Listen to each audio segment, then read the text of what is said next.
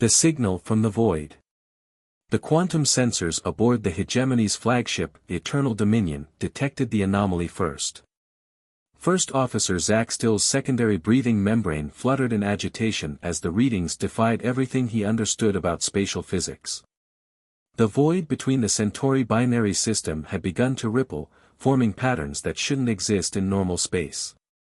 High Commander Nexus, Zach Still called out, his voice carrying the distinct metallic resonance of his species. We're detecting a quantum displacement signature. Something massive is emerging from subspace. High Commander Nexus, a towering figure of the Arthurian race, moved with practiced grace despite his crystalline exoskeleton. His compound eyes shifted through various spectral ranges as he studied the holographic display. Impossible. Nothing in known space can generate a quantum signature of that magnitude. The crew of the Eternal Dominion, representing 12 of the most advanced species in the galactic hegemony, watched in stunned silence as space itself began to tear. The rift spawned lightning-like tendrils of pure energy, each one capable of vaporizing a small moon. Yet these discharges seemed controlled, purposeful. Energy signature matches no known configuration, reported senior analyst Rixa, her tentacles dancing across the neural interface. Wait, accessing deep archives, there's a partial match. It can't be. Speak, analyst, Nexus commanded. The pattern, it matches fragments of human technology, sir. From before the Great Purge. The bridge fell silent. Humans were supposed to be extinct, eliminated 3 centuries ago when they refused to submit to hegemony rule. Their stubborn defiance had led to their apparent extinction, their home system quarantined and their colonies dismantled. Yet here was evidence suggesting otherwise. The rift expanded, its edges stabilizing into a perfect circle of swirling energy. From within its depths, a massive shape began to emerge. First came the bow, a gleaming marvel of engineering that put every hegemony vessel to shame. The hull was covered in geometric patterns that seemed to bend light itself, and weapon systems unlike anything the hegemony had ever encountered dotted its surface. By the first stars, Zach Still whispered. It's bigger than our largest dreadnought.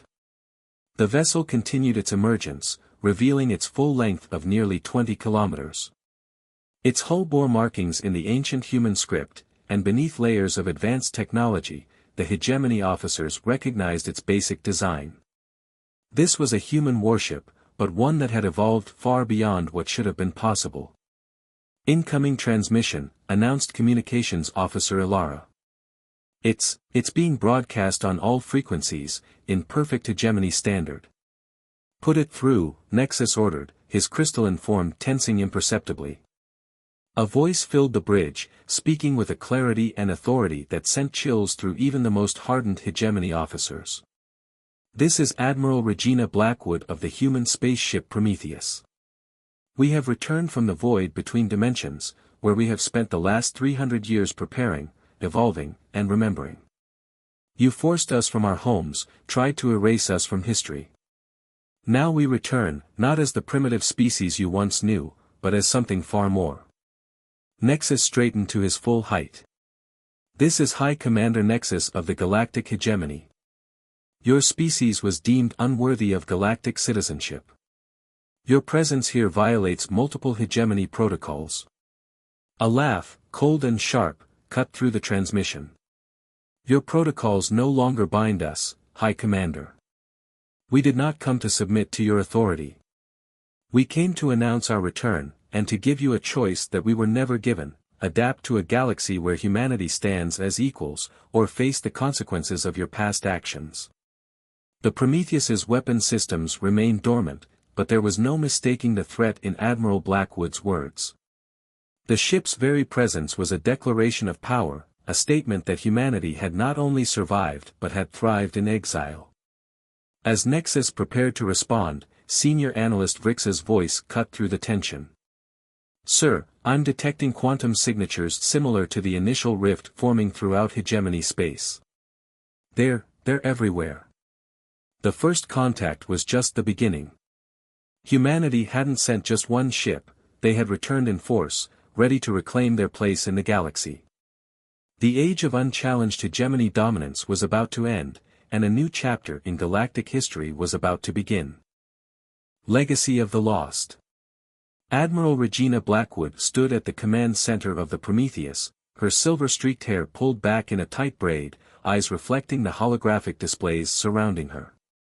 The bridge crew worked with practiced precision, their movements evidence of centuries of training in the void dimension they had called home. Status report on the hegemony fleet movements, she commanded, her voice carrying the weight of 300 years of preparation. Lieutenant Commander Raj Patel, his dark eyes focused on the tactical display, responded immediately. 17 capital ships have taken defensive positions around their flagship. Long-range scans detect another 30 vessels moving to reinforce their position. They're attempting to establish a containment perimeter. Blackwood allowed herself a small smile. The hegemony's response was exactly as their historical archives had predicted, methodical, arrogant, and utterly inadequate. They still thought in terms of conventional space warfare, unable to comprehend the technological leap humanity had achieved during their exile. Multiple quantum signatures detected, Admiral, reported Dr. Yuki Tanaka from her science station, her augmented eyes processing data streams at impossible speeds.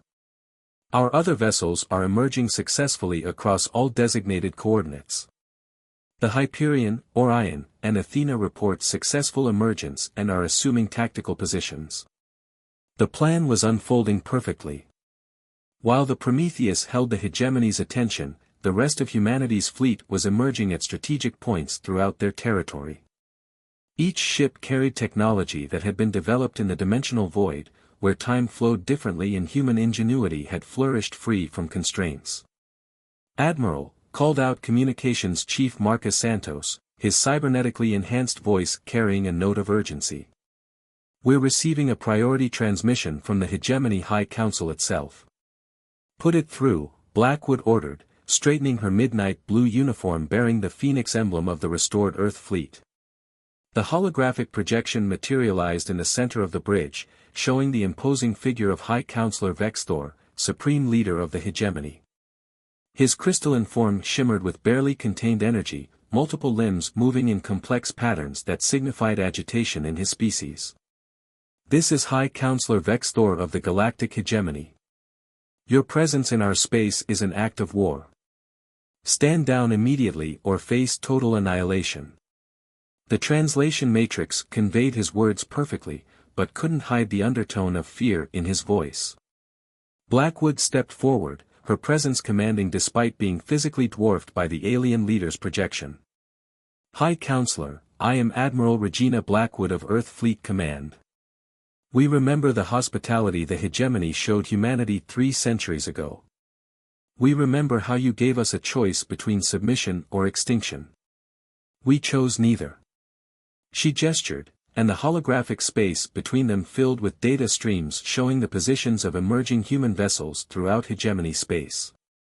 While you celebrated your victory over a supposedly primitive species, we escaped to a dimension where time flows differently.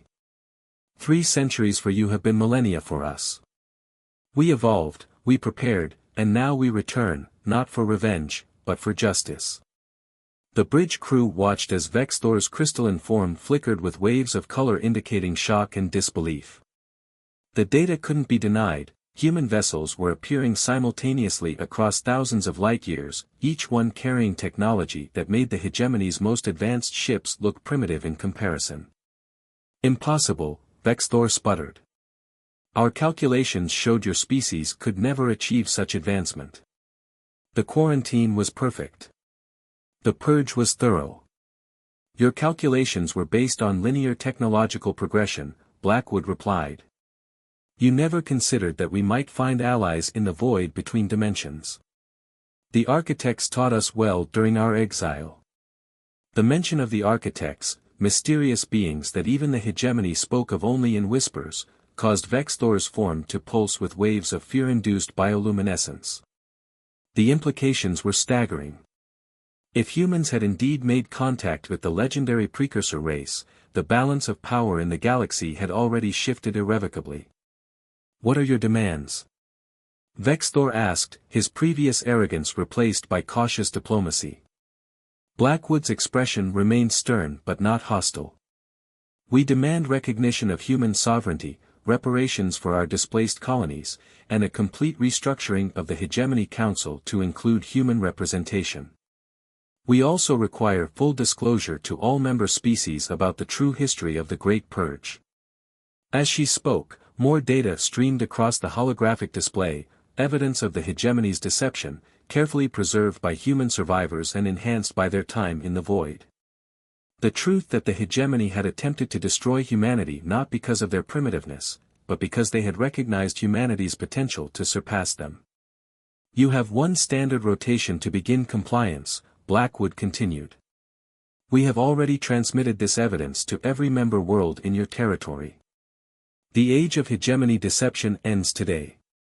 The transmission cut off, leaving the bridge in momentary silence. Lieutenant Commander Patel spoke first, his voice tight with controlled emotion. They're mobilizing their fleet, Admiral. Multiple attack formations detected. Blackwood nodded, unsurprised. They'll try to maintain control through force, it's all they've ever known. Signal the fleet, Operation Phoenix is now active.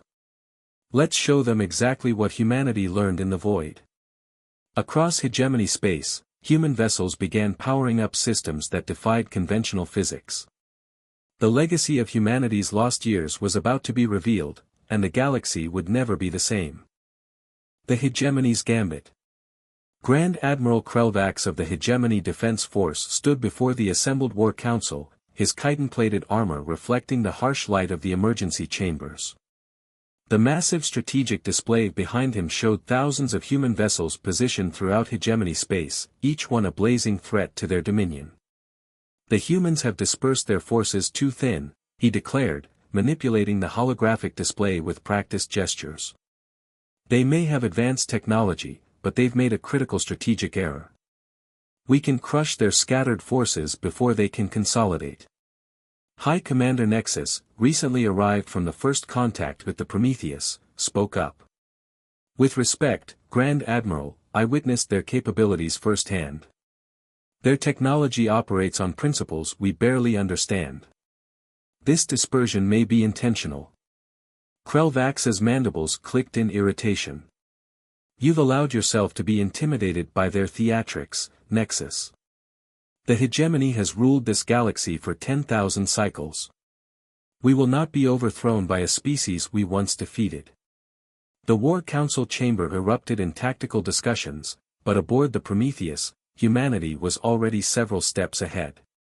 Admiral Blackwood and her crew watched through quantum surveillance systems as the Hegemony leadership fell into their carefully laid trap. They're deploying their fleet exactly as predicted, Lieutenant Commander Patel reported, his hands dancing across the neural interface. Attack groups are forming around each of our vessels. Dr. Tanaka's augmented eyes flickered with streams of data. Quantum field harmonics are stable. All ships report ready for Phase 2, Admiral. Blackwood nodded, her expression grave. Send the signal. Let's show them what we learned from the architects. Across Hegemony space, human vessels that had appeared vulnerable and isolated suddenly began to pulse with impossible energy. The void dimension technology they had mastered during their exile came to life, creating quantum links between ships separated by thousands of light-years. On the Hegemony flagship, alarms blared as their sensors detected the energy spike. What's happening? Krelvax demanded, watching as his carefully planned attack formations were suddenly faced with something unprecedented. The space around each human vessel began to twist and fold, the fabric of reality itself responding to technologies beyond Hegemony understanding. Where there had been isolated targets, there were now interconnected nodes of power, each ship linking with others across vast distances to form a single, unified defense network. Impossible, one of the Hegemony tacticians whispered. They're creating stable quantum tunnels between ships. Their scattered formation, it's not a weakness, it's a web. Admiral Blackwood's voice echoed through every Hegemony command channel, calm and resolute. You assumed we would fight according to your understanding of space warfare. The architects taught us that space itself is merely a canvas, waiting to be reshaped by those with the knowledge to do so. The hegemony fleet opened fire, their most powerful weapons launching toward the human vessels. But the energy beams and plasma torpedoes disappeared into quantum rifts that opened milliseconds before impact, emerging harmlessly in deep space or reflecting back at their sources. Status report. Krelvax demanded as chaos erupted across his command deck. Their ships are generating some kind of unified quantum field, his science officer reported, panic evident in their voice. They're not fighting as individual vessels, they're operating as a single entity across all of space. This was humanity's true advantage, developed over centuries in the void dimension. While the hegemony had focused on building bigger ships and more powerful weapons, humanity had learned to transcend the traditional limitations of space warfare entirely. Aboard the Prometheus, Blackwood watched as the hegemony fleet's formation began to break. They're attempting to regroup, Patel reported. Calculating new attack vectors. They still don't understand, Blackwood said softly. This isn't a battle for territory or resources. This is a demonstration of how far humanity has evolved beyond their comprehension. Dr. Tanaka's augmented eyes widened suddenly. Admiral, detecting massive energy buildup from multiple hegemony vessels. They're preparing to deploy their planetary decimators. The hegemony's most destructive weapons, capable of stripping the atmosphere from entire worlds, were their last resort. But even this desperate gambit played directly into humanity's plans. Execute Protocol Omega, Blackwood commanded. Show them the full extent of what we learned in the void. As the hegemony's decimator weapons powered up, the quantum web connecting the human fleet pulsed with new energy. The void dimension technology that humanity had mastered was about to reveal its true purpose, not just defense or warfare, but the complete rewriting of what was possible in normal space. The galaxy was about to witness the full legacy of humanity's exile, and the hegemony would learn that their greatest mistake had been giving humanity the time and motivation to transcend every limitation they had once known. Echoes of betrayal. As the hegemony's decimator weapons charged to full power, a new figure emerged on the Prometheus's bridge. Director Ilara Vale, head of the Historical Truth Commission, moved to stand beside Admiral Blackwood. Her silver neural implants caught the light, a testament to the fusion of human determination and architect technology. All archived data is prepared for transmission, Vale reported, her voice carrying the weight of centuries of hidden truth. Every hegemony world will know what really happened 300 years ago. Blackwood nodded. Initiate the broadcast. Let's show them why they really tried to destroy us. Across thousands of worlds, communication networks suddenly activated. The quantum web linking the human fleet served not just as a defensive matrix, but as the largest data transmission system ever created. Through it, the truth of humanity's exile began to spread. The holographic displays showed historical records, preserved by human survivors and enhanced by architect technology. They revealed the true reason behind the hegemony's attempted genocide, fear. Not of human aggression or expansion, but of human potential. In the hegemony war room, Grand Admiral Krelvax watched in horror as classified files began playing on every screen. The recordings showed ancient hegemony leaders discussing a devastating discovery: human neural plasticity and adaptive capability far exceeded anything seen in known space. The humans don't just adapt, a long-dead hegemony scientist explained in the footage. They evolve at an accelerated rate under pressure. Given enough time, they could surpass every species in the galaxy. They must be eliminated while we still can. The truth continued to unfold. The hegemony's greatest fear had been humanity's potential to achieve what the architects had prophesied, the next evolutionary leap in consciousness. The primitive technology that had made humans seem harmless was merely the surface. Beneath it lay the capacity for unprecedented advancement. On the bridge of his flagship, Krelvax received increasingly desperate reports. The population is demanding answers, his communications officer reported. Riots are breaking out on 17 core worlds. The collective mind of the Silaxian species is calling for an immediate council vote. Dr. Tanaka's augmented eyes flashed as she processed incoming data. Admiral, the hegemony fleet's decimator weapons are reaching critical charge. They'll fire in 30 seconds. Blackwood's expression remained calm. Initiate final phase of Protocol Omega. Show them what the architects helped us become. The quantum web surrounding the human fleet began to pulse with new energy. The void dimension technology they had mastered wasn't just about transportation or warfare, it was about transcending the fundamental laws of reality itself. As the decimator weapons prepared to fire, the space around the human ships began to transform. The fabric of reality folded and twisted, creating patterns that defied comprehension. The architects had taught humanity that space, time, and consciousness were all interconnected, and now that knowledge would be demonstrated. Impossible readings from the human fleet, hegemony scientist screamed. They're generating consciousness-level quantum fields. The ships, they're becoming something else. The decimator weapons fired, unleashing enough power to destroy entire solar systems. But the energy simply flowed into the quantum patterns the human fleet had created, becoming part of something larger, something the hegemony had never imagined possible. Director Vale stepped forward, her neural implants glowing brighter. For 300 years, we evolved in a dimension where time flows differently. The architects didn't just teach us technology, they showed us what we could become. What we were always meant to become. The human fleet began to merge with the quantum web they had created, transforming into a unified entity that existed simultaneously across vast distances of space. This was humanity's true evolution, not just advanced technology, but a fundamental transformation of what it meant to exist in the universe.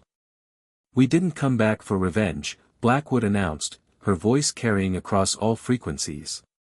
We came back to show you what you tried to prevent. Humanity isn't just another species to be dominated. We're the bridge between what is and what could be. The hegemony fleet hung motionless in space, their most powerful weapons rendered meaningless by what they witnessed. The truth of their ancient crime was exposed, and with it, the revelation of what humanity had become in exile. In the void between dimensions, guided by the architects themselves, humanity had evolved beyond the need for traditional ships, weapons, or even physical forms. They had become living proof of what the hegemony had feared most, a species that could transcend the very boundaries of existence. As the transformed human fleet hovered in space, existing in multiple dimensions simultaneously, the galaxy faced a choice. The age of hegemony dominance was over, but what would take its place? The answer lay in humanity's offer, not conquest or revenge, but the possibility of guiding other species toward the same evolution they had achieved. Reckoning. The galaxy held its breath as the transformed human fleet hung in space, existing in multiple dimensions at once. The hegemony's most powerful weapons had been absorbed into the quantum patterns humanity had created, becoming part of something far greater than mere destructive force.